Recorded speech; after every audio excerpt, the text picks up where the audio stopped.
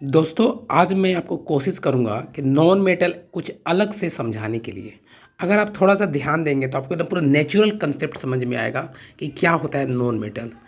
आपको जैसे पता है कि कोई भी आपका नॉन मेटल में करंट नहीं आता है, आपको पता होगा ये चीज़। तो जैसे मान लीजिए कोई भी गैस, अगर गैस में मान लीजिए करंट आता तो हमें करंट का शॉक भी लगता, झटका भी महसूस होता।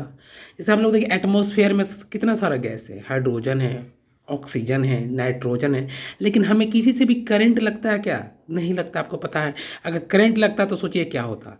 तो ये सारे क्या होता है नॉन मेटल है, आपको पता है। ये मुझे बताने की ज़रूरत नहीं है, लेकिन ये क्यों नॉन मेटल उसका कारण मैं बताता हूँ। देखिए इनका जो आउटर सेल होता है ना, इनका जो एटम का जो आउटर सेल होता है ना, वो अनकम्प्लीट होता है। देखिए कैसे, आपको पता है कि एटम है, मान लीजिए ये एटम है, इसके बीच में क्या है, न्यूट्रॉन प्रोटॉन होता है, और इसके देखिए चारों ओर सेल बना हुआ है। ठीक है, मैं ज़्यादा सेल नहीं बनाया हूँ, समझाने के लिए तक बनाया हूँ। तो मान लीजिए ये पहला सेल है, ये दूसरा सेल है, ये थर्ड सेल है। तो पहले सेल में कितना इलेक्ट्रॉन रह सकता है, आपको पता है 2। दूसरे सेल में मैक्सिमम इलेक्ट्रॉन कितने रह सकते हैं, 8।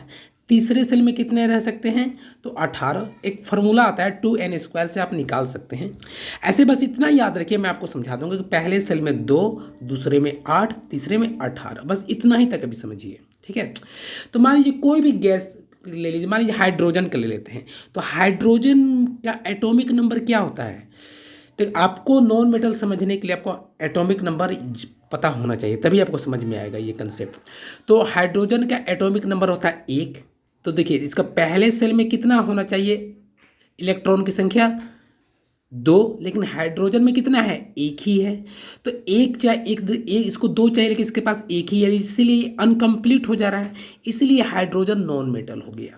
देखिए प्रूफ हो रहा है ना कि जिसका है ना एटम का सेल जो आउटर सेल है, अगर वो अनकम्प्लीट है तो वो नॉन मेटल हो गया। सेकेंड सेल में आइए देखते हैं।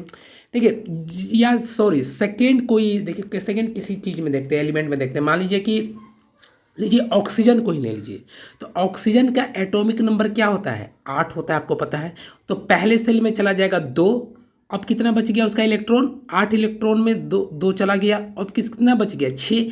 तो दूसरे सेल में उसका इलेक्ट्रॉन कितना आ जाएगा, 6। लेकिन मैंने आपको बताया था ना कि पहले सेल में 2 इलेक्ट्रॉन चाहिए, दूसरे सेल में 8 इलेक्ट्रॉन चाहिए ही चाहिए। दूसरे सेल में कैसे भी इसको 8 इलेक्ट्रॉन चाहिए, लेकिन ऑक्सीजन का तो एटॉमिक नंबर 8 ही होता है। तो इसके पहले 2 ले लिया, बचा 6। तो लेकिन तो अभी भी अनकम्प्लीट हो गया, क्योंकि इसके 8 चाहिए और इसके बच रहा है सिर्फ 6। तो इसीलिए ऑक्सीजन में भी हमें करंट नहीं लगता है, क्योंकि नॉन मेटल हो जाता है।